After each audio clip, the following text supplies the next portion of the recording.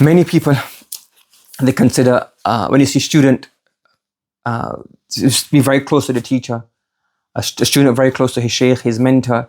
In Islamic fields, they get really like cheesed off. They feel really annoyed that this is like so, but this is non-Muslims and they're giving us guidelines. So I'm not saying we follow these, our uswa, but sometimes people, they have a maybe inferiority complex that everything from the West or everything from a university, or everything in English is really good. And if you see something from our tradition, it's backwards, it's not feasible.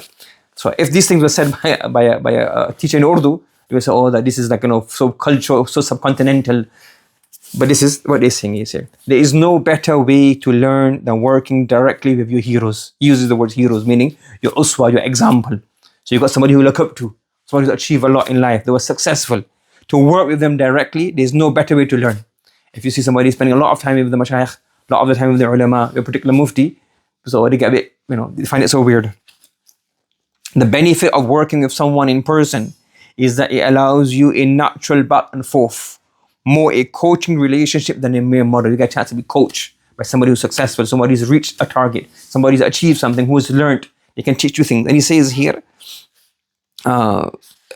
somewhere he mentions here, they can teach you tips, tricks, and insight that might otherwise have taken a lifetime to learn.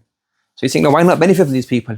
So he's talking from a business perspective, a sports perspective, a non-religious perspective. But these same thing apply in religion. But sometimes shaitan puts in our minds, our culture puts in our minds that this is all backwards. He says here, a personal relationship with a mentor. Again, he's talking about business, but this applies in Islam as well, in our academics, in our spiritual progress. A personal relationship also allows you to ask for help, to reach out when you need it. It's hands here.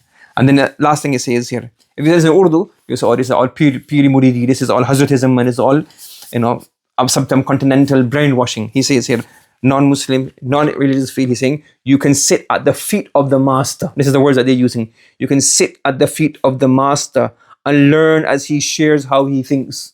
When they want to learn how the CEO thinks, how the successful businessman thinks, how he makes decisions, how he runs his company. He goes a step further and he says, what you can do, you can imagine your mentor, not religious mentor, non-religious mentor. You can imagine them watching you making decisions. If you do this, and once you imagine them watching you, your behavior is bound to reflect this new audience. This will help you set the standards that you strive to live up to and give you a ruler against which to measure yourself.